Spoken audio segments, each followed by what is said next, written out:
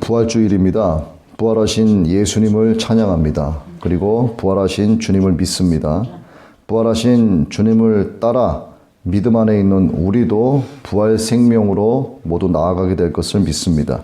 우리가 방금 함께 읽은 요한복음 11장 25절 26절 마지막 26절 끝부분에 말씀하셨어요. 나를 믿는 자는 영원히 죽지 아니하리니 이것을 네가 믿느냐? 이렇게 주님께서 우리에게 질문을 하셨을 때 우리는 아멘 해야죠. 이 믿음이 부활신앙입니다. 확고한 기독교 신앙의 결정적 근거가 되는 세 가지가 있습니다. 첫째는 예수 그리스도는 죄를 가진 사람의 아들이 아니라 처녀의 몸에서 성령으로 잉태되어 태어나신 하나님의 아들이라는 사실입니다. 그런데 그분이 사람의 몸을 입으시고 사람에게서 태어나신 것이죠. 그래서 주님은 자신을 인자다 이렇게 말씀하셨어요. 둘째는 한 번 죽는 것은 하나님께서 사람에게 정해 놓으신 것이기 때문에 인자로 오신 주님도 모든 사람과 동일하게 한 번 죽으셔야 했다는 사실입니다. 그러나 그 죽음은 많은 사람들의 대성물로서의 죽음이었다는 사실이죠. 그리고 마지막으로 확고한 기독교 신앙의 결정적인 근거가 되는 가장 대표적인 세 번째가 바로 예수님께서 십자가에서 죽으신 지 사흘 만에 사망 권세를 이기시고 죽음에서 살아나신 거예요. 무덤에서 부활하신 겁니다. 예수님께서 그리스도라는 이 부정할 수 없는 결정적 확증이 바로 부활 사건인 거예요. 예수님께서 부활하지 않으셨으면 기독교는 존재하지 않습니다. 예수님은 구세주가 아닌 거예요. 부활하셨기 때문에 우리의 구세주가 되신 겁니다. 그리고 우리의 소망이 바로 주님처럼 부활한다는 거예요. 그래서 주님은 부활의 첫 열매가 되신 겁니다. 우리도 부활의 열매가 되는 거예요. 바로 이것이 기독교의 핵심입니다. 부활하신 예수 그리스도를 만나야만 비로소 최고의 신앙 수준이라고 할 수가 있는 거죠. 그래서 믿음이 있는 자라면 십자가 은혜의 복음에서 머물러 있는 것이 아니라 생명 부활의 복음으로 도약해야만 하는 거예요. 이 십자가 대속의 은혜를 넘어서 생명의 부활로 나아가는 믿음이 기독교 신앙의 최고 수준이라고 할 수 있는 겁니다. 예루살렘에 처음으로 교회가 탄생했을 때 성도들이 심한 박해를 받은 까닭은 자기들이 십자가에서 처형시킨 예수를 메시아라고 주장했기 때문이 아니었어요. 죽음에서 부활하신 예수님이 그리스도임을 전했기 때문에 그들은 박해를 받은 겁니다. 예수님을 믿으면 예수님과 같이 부활해서 영생에 이르게 된다는 이야기를 전했기 때문에 박해를 받은 거예요. 즉 박해를 가하는 그들의 이유는 예수님의 십자가 죽음에 대한 해석 문제가 아니었다는 거예요. 죽은 예수만을 전했다라고 하면은 저 미친놈들이라고 했겠죠. 하지만 예수가 살아났다, 부활했다 이렇게 전하니까 자기들이 알고 있는 사실은 어디까지입니까? 예수는 죽었고 무덤에 갇혀 있다. 여기까지가 그들이 알고 있는 사실이에요. 예수를 죽게 한 자들에게 있어서 이미 예수는 그냥 죽은 걸로 끝난 겁니다. 그들에게는 예수가 왜 죽었는지, 어떻게 죽었는지는 전혀 중요하지가 않아요. 그저 죽음이 사실인 그것만 그들에겐 중요합니다. 그 죽음이 대속의 죽음이라는 의미를 부여하거나 또 그렇게 해석을 한다고 해도 그들에게는 일단 예수의 죽음까지만 사실인 거예요. 자기들이 죽였으니까. 그런데 예수가 부활했다는 예수 추종자들의 외침이 들리기 시작을 하죠. 이에 대해서는 난무한 아전인수격인 해석이든 앞뒤 가리지 않는 외침이든 예수를 잔인하게 죽인 그들의 입장에서는 절대로 관대하게 넘어갈 수 없는 일이었습니다. 왜? 그들에게 있어서 예수라는 사람의 이야기는 다시 말씀드리지만 그저 죽은 것까지만 사실이었기 때문이에요. 예수님의 체포 소식만으로도 두려워했었고 자기들에게도 피해가 올까 싶어서 은신하고 있었던 제자들이 갑자기 거리로 나와서 너희가 죽여서 무덤에 장사한 예수가 다시 살아났다 이렇게 외치기 시작을 한 거죠. 그야말로 말이 안 되는 상황이 일어나기 시작한 겁니다. 예수님을 죽인 그들의 입장에서는 예수님이 부활했다는 그 외침은 명백한 유언비어에 불과한 것이었어요. 예수님을 죽인 자들의 입장에서는 악의에 찬 이단 괴수들의 민심 선동밖에 안 됐던 겁니다. 예수를 죽인 그들의 입장에서는 예수를 재판한 유대 사회 최고의 법정인 산헤드린을 향한 도전이었어요. 예수를 죽인 그들의 입장에서는 신성 모독밖에 안 됐습니다. 산헤드린 구성원 70명은 대제사장을 정점으로 하는 그들 사회의 최고 수준의 율법학자들이 주축을 이루고 있었습니다.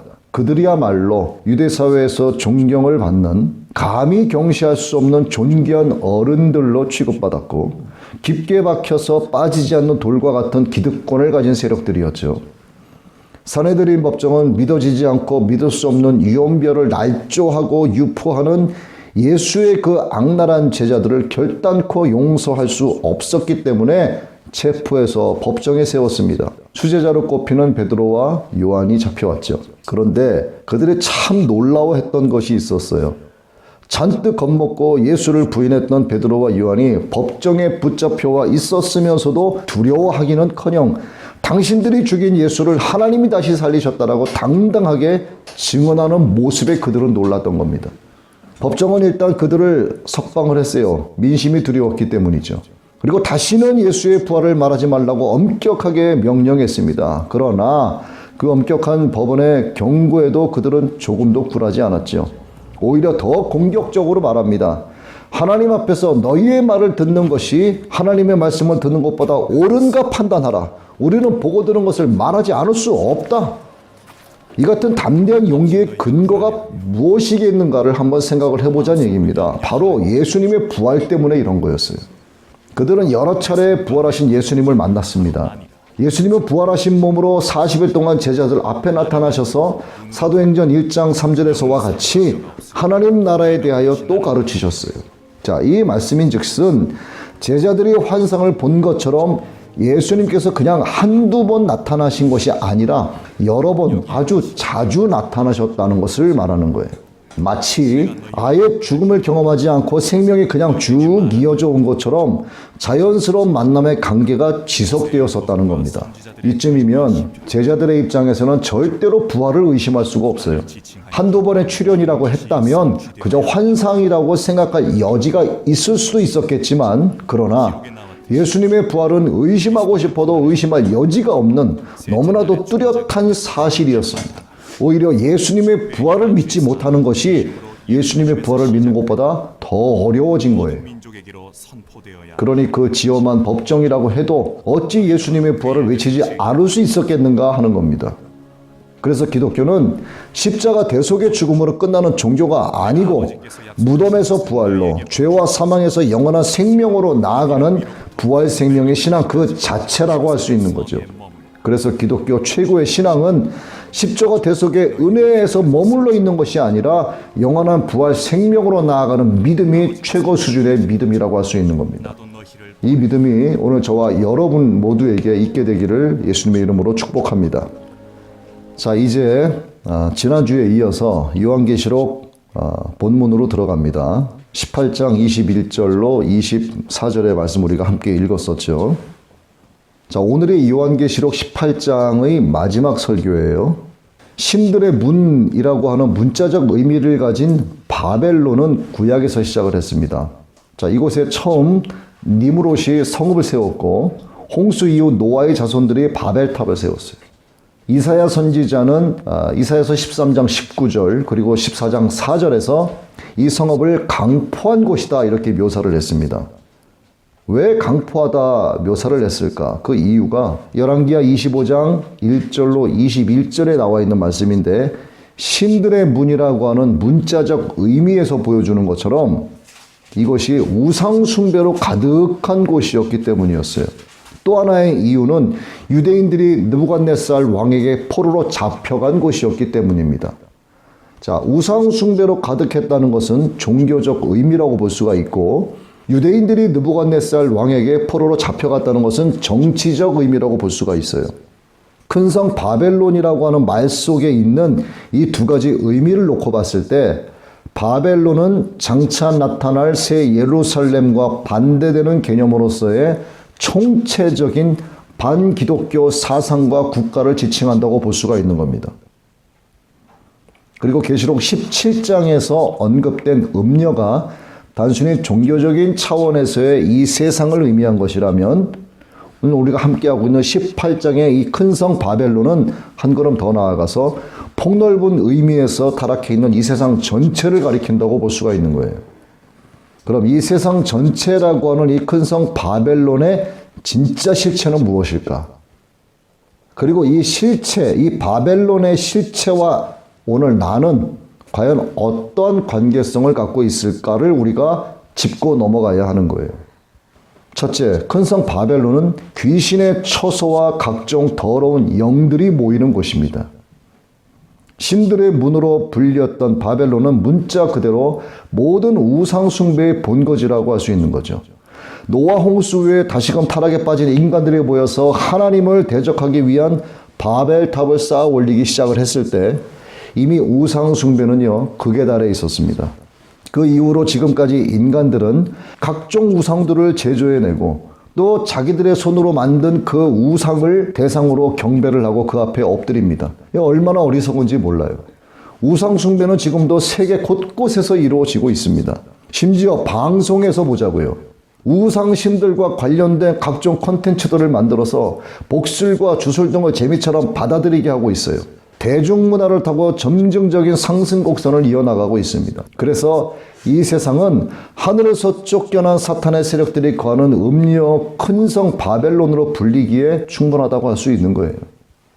이에 따라서 성도들은요, 세상 곳곳에서 귀신들이 성도들을 유혹하고 귀신들이 성도들을 넘어뜨리려고 하고 올무에 빠지게 하려고 하고 분열하게 만들고 시기 질투하게 만들고 시험에 빠지게 해서 하나님을 대적하게 하려는 일에 혈안이 되어 있다 하는 것을 반드시 깨어서 알고 있어야 하는 거예요.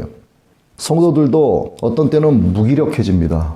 짜증날 때도 많이 있어요. 힘에 겨울 때도 있고요. 아무것도 하기 싫을 때도 있습니다. 세상 사는 의미를 잃어버릴 때도 있어요. 심지어 성도라 할지라도 심한 우울증, 조울증에 빠져서 내가 아닌 정신줄 놓고 사는 또 다른 나로 살아갈 때도 있어요. 이러한 현상들은 세상 곳곳에서 진을 치고 있는 이 귀신들의 공격에 의한 거예요. 이러한 것들은 말씀과 기도로 극복할 수 있습니다. 말씀과 우리가 찬양으로 극복할 수 있는 거예요. 그리고 두 번째, 큰 성 바벨론의 실체, 각종 더럽고 가증한 새가 모이는 곳입니다. 자, 더럽고 가증한 새는 인간들이 식용으로 사용할 수 없는, 그러니까 성경에서 말씀하시는 부정한 새들을 가리키는 거예요. 이 새들은 하나님께 드리는 제사의 제물로도 사용할 수 없었습니다.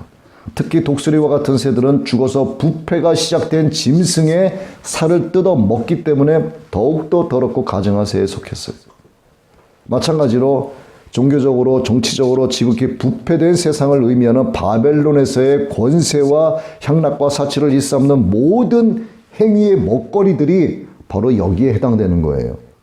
불의하고 불경건한 자들은 더럽고 가증한 새들이 시체를 뜯어 먹는 것처럼 이러한 것들을 먹기 위해서 모여들고 이것들을 먹음으로써 가증스러운 바벨론과 한몸이 되어서 음료로 변해가는 겁니다. 세상의 피맛에 취한 짐승의 좀비들이 되어가는 거예요. 그렇게 그들은 멸망의 그날에 가까워져 갈수록 자신들의 영육을 더욱더 황폐하게 만듭니다. 그리고 서로 간에 잘한다 하는 거예요. 하나님은 그들을 내버려 두시는 겁니다. 성도들은 이때 큰 고통 가운데서 신음하게 될 수 있어요. 이 시대에 성도들은 큰 고통 가운데 신음하게 될 수 있습니다. 악하고 더럽고 냄새나고 가증스러운 귀신들의 타겟이 누구냐? 성령으로 충만한 성도들이에요. 신실한 교회를 향해서 핍박을 가하고 박해를 가하고 있기 때문입니다. 그래서 성도들은 각자가 갖고 있는 믿음을 인내로서 지켜내야 해요. 누가 지켜줄 수 없습니다. 언제 어디서 만나게 될지 모를 영적 대치 상황에 늘 대비를 하고 있어야 된다는 얘기죠. 셋째, 큰 성 바벨론의 실체는 음행으로 만국을 무너뜨리는 것입니다. 음행은 영적 혼합주의는 물론이고 우상 숭배를 비롯해서 하나님을 부인하고 대적하는 모든 사상과 이데올로기와 정치 사상 등을 다 포함합니다. 이러한 사상과 이데올로기 등은 정치 권력을 손에 쥔 통치자들에게는 더욱더 적극적인 영향을 미치게 되는 거예요. 그 영향은 또다시 그 나라에 속한 모든 백성들에게 미칩니다. 오늘 우리가 어떤 정부에서 살고 있습니까? 대한민국이 경험해보지 못한 나라를 만들겠다라고 하는 그 말에 속은 자들은 달콤하게 그것을 받아들이고 즐거워하고 기뻐했었죠. 그러나 지금은 어떻습니까? 그 모든 악영향들이 이 대한민국 국민들에게 미치고 있는 거예요. 뿐만 아닙니다. 성령으로 충만하지 않고 또 영분별하지 못해서 사망이 쏘는 죄에 맞아서 맨날 빌빌거리면서 영적 창녀처럼 돌아다니는 거예요. 단위의 거짓 대언자에게서 나오는 이단적 메시지를 진리로 받아들이는 어리석음을 또한 범하게 됩니다. 속된 말로 그 밥의 그 나물인 거예요. 하나님의 거룩한 단위라고 꾸며진 곳에서 진리로 포장된 거짓된 복음을 전하는 그 메시지에 아멘을 하면 그 밥의 그 나물인 거예요. 목사가 성도의 영혼을 책임지는 거 아닙니다. 내 믿음은 내가 책임져야 돼요. 내 믿음은 내가 지켜내야 되는 겁니다. 그들도요, 역시나 악한 영의 지배를 받기 때문입니다. 그런 곳이 있다면 그것은 교회의 모양은 하고 있으나 예수 그리스도께서 머리 되신 교회가 아닙니다. 인본주의와 유물론적 이데올로기에 물들어서 세상 권력 아래 고개 숙인 그곳은요, 교회의 모양은 하고 있지만 사단의 회당일 뿐이에요. 땅의 왕들은 이러한 음녀들과 음행을 저지르면서 교회를 변질시키고 무너뜨립니다. 이 나라에도 기독교계의 높은 자리에 앉아서 우르르 몰려다니면서 세상 권력과 손잡고 동조하는 목사들이 없지 않습니다. 이러한 현상의 두드러짐은 마지막 때에 나타나는 증거 중에 하나입니다. 18장 3절 말씀이 이것을 정의하고 있어요. 그 음행의 진노의 포도주로 말미암아 만국이 무너졌으며 또 땅의 왕들이 그와 더불어 음행하였으며 땅의 상인들도 그 사치의 세력으로 치부하였도다 하더라. 그래서 마지막 날이 가까울수록 이단 사상이나 우상 숭배는 세상 통치자나 권세자들을 통해서 온 나라 가운데 누룩처럼 서서히 번져가게 되는 겁니다. 특히 한국 교회는 위험한 이단 사상인 다원주의 신학이 신학교에서부터 시작되었다는 것을 잊지 말고 복음의 본질을 회복해야 하는 거죠. 성도들은 어떤 새로운 가르침들을 접할 때 그 가르침 속에 예수 그리스도의 십자가 대속의 은혜와 영광의 부활과 재림과 영생과 또 이를 위해 성도로서 가져야 할 마땅한 의무와 책임 등에 관한 권명과 경고의 말씀이 얼마나 바르게 가르쳐지고 있는지를 살펴봐야 됩니다. 그리고 그들에 의해 묘사되고 있는 하나님이 과연 성경에서 우리를 향해 끊임없이 말씀하고 계시는 그 창조주 여호와 하나님이신가를 잘 살펴봐야 합니다. 그러기 위해서는 깨어 있어야만 하는 거예요. 그리고 세상의 흐름을 가장 정확하게 볼 수 있는 창이 오직 성경임을 알고 말씀을 늘 가까이 해야만 하는 것입니다. 네 번째, 바벨론의 실체, 사치의 세력으로 치부한 곳입니다. 사치로 치부했다는 것은 사람이 자기 스스로를 영화롭게 한다는 뜻입니다. 세상의 마지막이 되어갈수록 사람들은 자기를 영화롭게 하기 위해서 온갖 향락과 사치를 행하게 됩니다. 로마 카톨릭의 부패가 커져갔었던 그 당시에도 로마인들은 자기를 영화롭게 하는 일에 열심을 내면서 사치했습니다. 로마 제국은 불보다 뻔한 멸망의 끝을 향하여 이러한 양상들을 드러내면서 내달렸었죠. 사치와 향락의 낙을 누리고자 하는 사람을 성도라고 부르는 것은 옳지 않습니다. 사치와 향락은 자기를 영화롭게 하는 짓이기 때문이죠. 이 시대는 점점 더 혼탁해지고 있습니다. 큰 성 바벨론의 모습이 더욱더 선명하게 나타나고 있습니다. 세상의 문화들이 향락과 사치에 쩔어가고 있어요. 그야말로 썩어지고 부패해서 악취가 나는 그러한 것들로 온 세상을 덮어가고 있습니다. 그러나 너무나도 감사한 것은 본문은 천사의 상징적인 행동을 통해서 이 큰 성 바벨론의 실체가 완전한 멸망에 이르는 모습을 구체적으로 묘사하고 있다는 것 때문이에요. 음악 소리가 끊어지고 세공업자가 보이지 않고 맷돌 소리가 들리지 않고 등불이 비치지 않고 신랑 신부의 음성이 들리지 않는다 이렇게 말씀하세요. 음악 소리가 끊어졌다는 것은 세상 연락으로 기뻐하고 흥청거렸던 바벨론의 그러한 모든 향락들이 사라진다는 것을 암시합니다. 세공업자가 보이지 않는다는 것은 세상의 모든 기관 산업과 사업체가 멸망한다는 것을 암시하는 거예요. 경제가 마비됩니다. 맷돌 소리가 들리지 않는다는 것은 일상적인 삶에 필요한 생필품들이 다 사라진다는 것을 암시하는 거예요. 이제는 먹고 사는 문제가 다 끝났다는 겁니다. 등불이 비치지 않는다는 것은 완전히 붕괴된 바벨론의 흑암과 같은 절망을 암시하는 겁니다. 신랑 신부의 음성이 들리지 않는다는 것은 가정이 파괴가 되고 자손의 번식이 끊어지게 된다는 것을 의미하는 거예요. 음녀 바벨론의 완전한 멸망상이 바로 이러한 장면들이라 이 말이죠. 이제 때가 얼마 남지 않았습니다. 어느 날 갑자기 신부된 주의 성도들은 호련히 변화돼서 공중으로 들려 올림받아 신랑 되신 우리 주님을 만나 뵈옵게 될 거예요. 땅에 남은 자들은 그때부터 본격적인 대환란을 맞이하게 됩니다. 본문 23, 24절에는 하나님의 심판을 초래하게 하는 직접적인 계기가 된 바벨론의 멸망 원인을 세 가지로 지적을 하고 있어요. 먼저 땅의 왕족들의 만몬신 숭상입니다. 여기서 왕족은 위대한 자다, 큰 자다 이런 의미를 갖고 있는데 즉 한 나라를 통치하는 지배 세력을 말하는 거죠. 부귀와 사치와 음행만을 일삼고 물질에서만 기쁨을 찾던 황금만능주의, 물질 숭상주의가 바벨론에 아주 만연했었다는 것입니다. 바벨론 멸망의 두 번째는 복슬과 주술과 점치는 것들, 마술 이런 거예요. 이런 걸로 많은 나라와 사람들을 미혹한 겁니다. 재미삼아 한번 해보자. 마음이 편안함을 갖기 위해 한번 해보자. 한 번 정도 해보는 것은 경험삼아 괜찮겠지 하면서 미혹에 넘어가고 미혹에 빠지기도 합니다. 이러한 것들은 근본적으로 수많은 사람들을 우상숭배로 빠지게 하는 거예요. 여기에 빠져드는 그들의 혼은요, 어둠에 속해 있습니다. 그래서 이러한 것들이 허황되고 거짓된 사단의 흉계임을 그들은 어두워져 있기 때문에 깨닫지 못하는 거예요. 장난삼아 한번 해보는데 어떠냐 말할 수 있겠죠. 하지만 여러분 이 문제는요 장난이 아니라 이건 귀신짓입니다. 복술, 주술, 점 등에 자신의 운명을 걸고 목숨까지도 걸게 되는 거예요. 이 어리석은 짓이에요.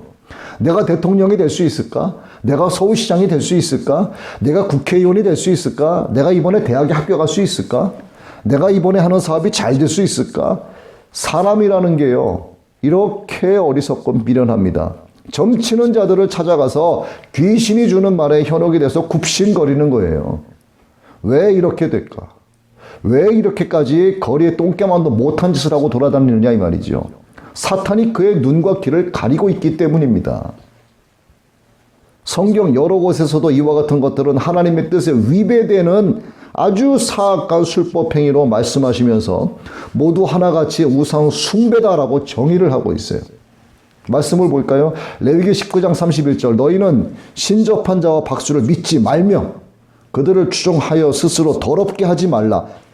레위기 20장 6절 27절 접신한 자와 박수무당을 음란하게 따르는 자에게는 내가 진노하여 그를 그의 백성 중에서 끊어버리겠다라고 말씀하세요. 27절 남자나 여자가 접신하거나 박수무당이 되거든 반드시 죽일지니 어떻게 곧 돌로 그를 치라 그들의 피가 자기들에게로 돌아가리라.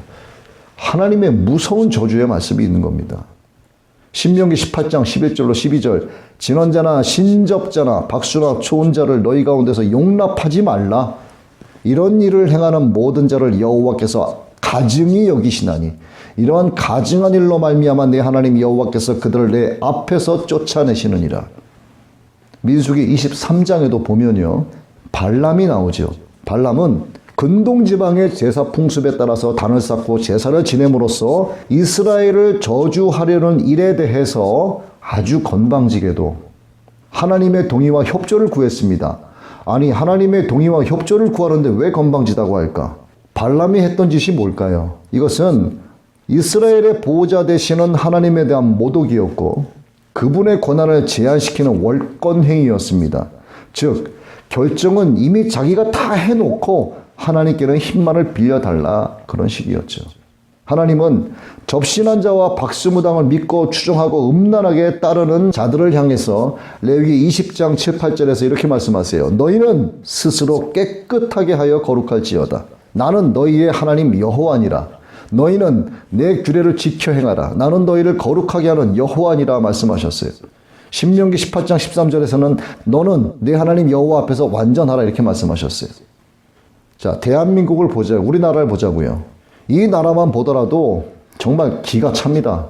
TV 예능 프로그램과 드라마, 영화 등을 통해서 무당들이 나와서 구슬하는 장면들이요 허다하게 보여지고 있습니다. 아무리 드라마라지만 칼춤을 추고 돼지 피를 뿌리고 사람 인형을 만들어서 칼을 꽂고 경기 들려서 미친 것처럼 몸을 부르르 떨면서 꽁충꽁충 뛰고 그런 더러운 장면들이요, 이 나라 방송에서는 필터링이 전혀 없이 아주 자연스럽게 당연하다는 듯이 방송되고 있습니다. 이것이 마치 한국의 고유 문화인 양 화면을 통해서 이런 더럽고 사악한 것들을 흘려보내고 있는 거예요. 도대체 이런 드라마 방송을 만드는 PD와 그 국장들의 정신세계가 궁금해요. 미치지 않고서 어떻게 이런 짓을 하냐 이거죠. 저질 예능 프로그램 등을 통해서 출연하는 연예인들을 신접한 박수무당, 이러한 옷을 입혀서 그렇게 꾸며서 분장시킵니다. 그리고 기독교 정신으로 세워진 이 대한민국을 귀신 들린 무당들이 점치고 이해하는 것이 마치 당연한 것처럼 복술, 주술 등의 사탄적 오컬트를 보여주면서 많은 시청자들로 하여금 자연스럽게 받아들이게 하고 있어요. 미친 것들이죠, 한마디로. 웃자고 보는 예능 프로그램을 통해서 아주 좋지 못한, 정말 더럽고 사악한 악한 영에 판치는 분위기로 조장해 나가고 있습니다. 대한민국을 우상 숭배하는 나라로 치부하듯이 영적으로 평가절하시키고 있는 거예요. 이 나라 방송들이. 이런 거 좋아하면, 이런 데 정신 팔리면 그 사람도 역시나 발람이에요. 그 사람도 역시나 복술가고 점술가입니다. 접신자입니다. 귀신 들려 춤추는 자와 다를 바가 전혀 없습니다. 이런 데 빠지면 절대로 안 되는 거예요. 귀신 장단에 맞춰 춤추다가 함께 지옥불로 떨어지는 거예요. 바벨론 멸망의 원인 세 번째는 사탄의 본성을 따르는 짐승, 곧 적그리스도가 교회를 향해서 집중적인 박해를 가하기 때문입니다. 그들은 하나님을 대적하기 위한 일환으로 교회를 우상 종교와 혼합을 시켜요. 가족 간의 분열을 조장시켜서 가정을 깨뜨립니다. 결과적으로 성도들의 피를 흘리게 하기 위함이죠. 앞으로 머지않아서 네 집안 식구가 원수다라는 이 말씀이요, 짐승의 표와 관련해서 현실에서 적나라하게 드러날 겁니다. 곧 드러날 겁니다. 지켜보십시오. 악의 축이 되는 이러한 바벨론은요, 그래서 멸망을 한다 하는 거예요. 초대교회 성도들은 로마 치하의 핍박 아래서 원형 경기장에서 굶주린 사자의 밥이 되어 찢겨 죽어갔고, 십자가에 매달려 목이 찢어지는 비명을 질러대면서 횃불처럼 산채로 타 죽어갔습니다. 오늘날도 역시나 많은 성도들이 구체적인 삶 속에서 교묘한 사단의 괴계와 대적하면서 순교의 피를 흘리고 있어요. 다시 거론하지만 오늘날은 종교 통합으로 기독교를 무너뜨리려고 하는 사단이 종횡무진 깨방정 떨듯 까불고 다니고 있습니다. 여기에 미혹되어서 우리 모두는 하나다라는 슬로건을 외치고 발담근 교단들, 교단 크다고 자랑하지 말고, 교단 크다고 교만하지 말고 말씀 앞에 나와 마음을 찢고 회개해야 됩니다. 믿음의 본을 보여야 되는 거예요. 이 나라 기독교계의 올바른 지도자들이 먼저 믿음의 본을 보여야 되는 겁니다. 사람도 그들을 바라보고 이렇게 말하는데 하늘에 계신 살아계신 하나님께서 그걸 모르시겠냐 이거죠. 복음에 관한 논문들을 찾아봤어요. 종교 통합에 대한 미사구적 표현들이 너무나 많이 발견됐습니다. 그걸 보면서 정말 눈물이 왈칵 쏟아질 정도로 마음이 참 많이 아팠어요. 그래서 복음에 관한 전반적인 내용을 담고 있는 논문을 쓰게 됐습니다. 탈고를 다 마쳤고 인준도 받았어요. 사정상 아직 인쇄를 못하고 있지만 곧 인쇄에 들어갈 수 있도록 기도하고 있습니다. 그리고 진리의 복음에 갈급한 분들이 원하면 한 권씩 드려야겠다는 생각도 가지고 있습니다. 그래서 지금 이 시대의 성도들은 무엇이 진리고 무엇이 진리로 포장된 것인지 그 속을 깊게 상세하게 진중하게 들여다보고 참과 거짓을 분별할 수 있어야 합니다. 시간이 많지 않습니다. 오늘의 믿음을 내일로 미루지 말고 진리와 거짓을 분별하는 가장 중요한 일에 지금 당장부터 힘써야 한다는 거죠. 교회를 향한 간접적이고 다각적인 미혹과 직접적이고 잔인한 피 흘림의 박해에 대해서 에스겔 선지자는 피 흘린 성읍이여 화 있을진저 라고 선언을 했습니다. 이게 뭘 의미하는 걸까요? 바벨론을 향한 진노는 예정된 하나님의 뜻이고 성도들이 흘린 순교의 피에 대해서는 반드시 보상하시겠다고 하시는 하나님의 불변의 의지를 나타낸 거예요. 이처럼 물질주의와 복수 등의 우상 숭배와 성도들에 대한 핍박은 하나님의 진노의 심판을 가져오는 직접적인 원인이 된다 하는 것입니다. 그래서 참 믿음과 온전한 믿음으로 진리를 붙잡는 성도라면 갈수록 팽창해지는 향락과 사치 등의 물질주의 미혹에서 어정쩡하게가 아니라 완전하게 돌아서야 합니다.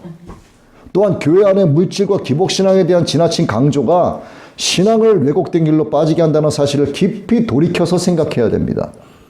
그리고 무엇보다 말씀을 전하고 가르치는 주의 종들은 디모데후서 2장 24절 26절에서 말씀하시는 종의 본분에 대해서 다시 한번 자신의 마음에 깊이 새겨야 합니다. 그리고 또 한 가지, 성도들은 자신이 속해 있는 교회가 이러한 잘못에 물들지 않도록 교회와 담임 목사님을 위해서 늘 기도하면서 말씀 위에 굳게 서야 하는 거예요. 이제 마지막으로 성도들을 향한 하나님의 명령에 대해서 짚어보도록 하겠습니다. 이 부분도 매우 중요합니다. 요한계시록 18장 4절 킹제임스 흠정역 성경으로 제가 읽겠습니다. 또 내가 들으니 하늘로부터 또 다른 음성이 나서 이르되 내 백성아 너희는 그녀에게서 나와 그녀의 죄들에 참여하는 자가 되지 말고 그녀가 받을 재앙들을 받지 말라 이렇게 말씀하세요.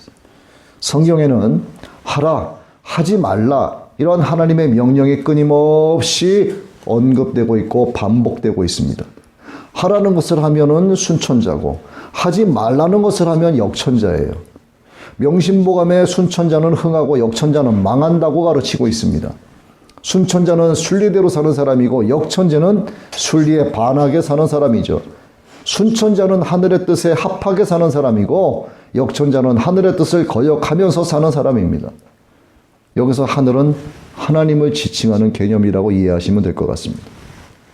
하라, 하지 말라의 명령들은 간단하게 요약한 것이 바로 십계명이죠. 십계명을 더 간단하게 요약한 것은 바로 예수님의 2대 강령입니다. 이것은 또 사랑이다라고 하는 단어 하나로 축약할 수가 있어요. 그런데 우리는 주님의 이 사랑의 속성을 완전히 이해할 수도 없습니다. 그렇기 때문에 그 사랑을 완벽히 실천할 수도 없어요. 이에 대한 방편이 바로 사랑의 구체적인 실천을 위한 하나님의 명령인 것입니다. 따라서 성도는 하나님의 그 명령을 온전히 지킬 때 사랑을 실천한다라고 말할 수 있는 거예요. 그러나 역시 우리는 그 명령들마저도 온전히 수행할 수 없는 나약한 피조물이라는 사실입니다. 완전한 사랑의 실천은 단언컨대 불가능합니다. 여기서 중요한 것은 바리새인들처럼 그 명령들을 내가 형식적으로 수행한다고 해서 하나님께서 원하시는 사랑을 온전히 실천했다고 할 수 없는 거예요. 즉 우리가 하나님의 명령을 수행함에 있어서 사랑이 결핍된 행위를 나타나게 된다면 우리는 꽹과리에 불과한 거라 이 말입니다. 설령 계명을 지킨 것이라고 할지라도 그것으로 하나님을 기쁘시게 하지 못한다는 거예요. 뭐가 사랑이 빠져 있다면. 이 부분 중요하기 때문에 다시 한번 말씀드립니다. 설령 하나님의 계명을 지켰다고 해도 사랑이 결핍됐다면 그것으로는 하나님을 기쁘시게 하지 못합니다. 성경적 사랑의 실천을 위한 하라, 하지 말라의 명령은 첫째, 음녀들이 득실되는 큰 성 바벨론에서 나오게 하시려는 이유입니다. 하나님은 우리가 세상과 구별된 삶을 살기를 원하고 계세요. 구별된 삶이란 거룩한 삶입니다. 거룩한 삶이란 단순한 비교 차원에서 행하는 고상한 외식이 아니라 하나님과 인간에 대한 사랑의 그 뿌리를 두는 것을 말합니다. 아무리 고상한 행동을 한다고 해도 하나님과 인간에 대한 사랑이 결여되어 있다면 그 행동은 거기서 그만 멈추어야 하는 거예요. 즉 하나님께 완전히 속하기 위한 믿음으로 말미암은 의식 및 행동의 전환을 가져와야 한다는 겁니다. 이 전환점에서부터 성도의 회개가 일어나는 거예요. 그리고 긍휼히 여기시는 은혜로 말미암아 이때로부터 하나님의 사랑을 자각을 하기 시작을 합니다. 그렇지 않다면 아무리 바른 행동을 한다고 해도 영적으로 성숙할 수 없는 바리새인과 같은 율법주의에 머물러 있을 뿐이라는 거죠. 두 번째, 근성 바벨론에서 나오게 하셨으니 이후로는 더 이상 죄에 참여하지 않게 하시려는 이유입니다. 거기서 나오라 하신 명령보다 더욱 구체적으로 명령하고 계시는 거죠. 죄에 참여하지 말라는 이 명령은 악인의 꾀를 쫓지 아니하며 죄인의 길에 서지 아니하며 오만한 자의 자리에 앉지 아니한다는 시편 1장 1절의 의미는 물론이고 오직 여호와의 율법을 즐거워하여 그 율법을 주어로 묵상한다는 시편 1장 2절의 적극적인 의미도 포함을 하고 있습니다. 즉 죄에서 떠난다는 것은 죄의 자리에 서지 않는 것뿐만 아니라 적극적으로 하나님을 찾는 삶이 되어야 한다는 것을 뜻한다는 거죠. 하나님을 떠난 사람의 상태가 죄 그 자체다라고 말한다면 죄에 참여하지 말라는 하나님의 명령에 순종하는 사람은 하나님을 아빠, 아버지라고 부를 수 있는 하나님의 양자 그 자체라고 할 수 있는 거예요. 하나님과 인격적인 만남을 통해 이루어지는 전인격적인 구원의 은혜는 먼저 자신의 죄인임을 인정하고 숨이 끊어지는 듯한 회개의 터널을 통해야만 주어집니다. 그렇게 해서 회복되어진 하나님과 나와의 관계에 대한 정의는 지속적인 회개와 숨을 쉬는 듯한 회개를 통해서 명확해져 가는 거예요. 그래서 회개하는 성도는 하나님과 인격적인 만남이 지속되고 있다는 것을 뜻합니다. 원돌 감람나무에서 찍힘 받아서 하나님의 본성을 거슬러 좋은 감람나무이신 예수 그리스도께로 접붙임바되었다면 접붙임바된 이 지속성은 이를 단단히 붙잡아주는 회개와 또 말씀을 통한 영적 자양분이 끊임없이 공급될 때 이 지속성이 이루어지는 겁니다. 이것이 곧 죄에 참여하지 말라는 하나님의 명령에 순종하는 거라 이 말이죠. 이로써 죄에 참여하지 말라고 하신 이 둘째 명령에서도 우리를 향하신 하나님의 깊은 사랑을 느낄 수 있다 이겁니다.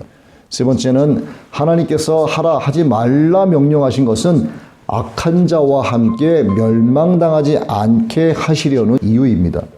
이 세 번째 명령은 거기서 나오라는 첫째 명령과 죄에 참여하지 말라는 둘째 명령이 내려지게 된 이유라고 할 수가 있죠. 구약의 이스라엘 백성들이 수없이 우상 숭배에 빠진 것은 그들이 스스로 하나님 만나기를 거부했기 때문입니다. 이것을 그들 스스로가 죄 가운데 들어가서 그 죄와 더불어 살고 있었다는 것을 뜻합니다. 거기서 나와 죄에 참여하지 말라는 첫째, 둘째 명령을 결국 그들이 거부한 것이죠. 하나님께서 노아로 하여금 방주를 짓게 하신 명령은 노아와 그의 가족들이 세상 사람들과 더불어 멸망당하지 않게 하시기 위함이었습니다.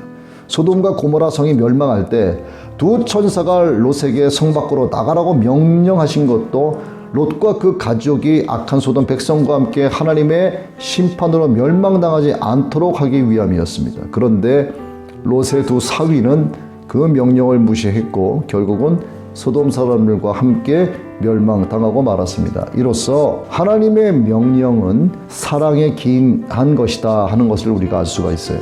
하나님의 모든 명령에는 자기 백성을 향한, 자기 자녀를 향한 형언 못할 하나님의 사랑이 이렇게 깊게 내포되어 있습니다. 이 사랑에 의해서 하나님은 성도가 그 명령을 설사 어길지라도 회개하면 용서해 주시는 거예요. 오래 참아 주시는 겁니다. 우리 모두가 구원에 이르도록 하나님의 인내가 우리에게 내려지고 있는 거예요. 오늘 이 자리에 우리도 마찬가지입니다. 하나님의 오래 참으시는 이 은혜가 오늘 저와 여러분 모두에게도 이미 다 적용되어졌기 때문에 오늘 우리가 이곳에서 하나님께 예배를 올려드릴 수 있게 된 거예요. 성도는 본질적으로 세상에 속한 자가 아니라 하나님께 속한 자입니다. 그럼에도 불구하고 육신이 세상 가운데 살기 때문에 세상에 속한 삶을 추구하면서 살게 되는 거죠. 급기야는 하나님을 잊고 지내는 시간이 점차 길어지기 시작하면서 결국은 떠나게 됩니다. 따라서 성도는 날마다 거기서 나오라는 하나님의 명령을 명심하고 죄악을 행치 아니하고 하나님을 찾고 기쁘시게 하는 일이 무엇인지를 구하면서 주야로 말씀을 묵상하는 삶을 살아나가야 하는 것입니다. 자, 이제 다시 한번 정리를 해보면 자아를 죽이고 의식의 전환을 가져와서 세상 깊은 곳 거기서 나오는 성도가 되어야 합니다. 악인의 길에 서지 아니하고 하나님의 율법을 주야로 묵상함으로써 죄의 길에 참여하지 않는 성도가 되어야 합니다. 이 두 가지를 지켜 행하는 순종으로 악한 자와 함께 멸망당하지 않는 성도가 되어야 합니다. 오늘 함께 예배드리는 여러분들과 또 이 영상을 통해서 말씀을 듣는 모든 분들과 주님을 사랑하는 모든 성도들이 이와 같은 복된 성도들이 되시기를, 복된 교회가 되시기를 예수 그리스도의 이름으로 축복합니다.